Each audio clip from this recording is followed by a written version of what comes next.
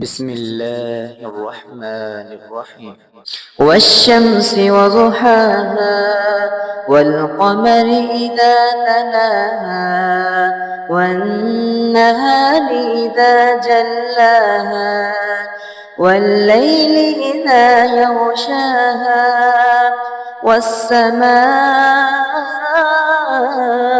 وما بناها والأرض وما طحاها ونفس وما سواها فألهمها فجورها وتقواها قد أفلح من زكاها وقد خاب من دساها كذبت ثمود بطغواها إذ انبعث أشقاها فقال لهم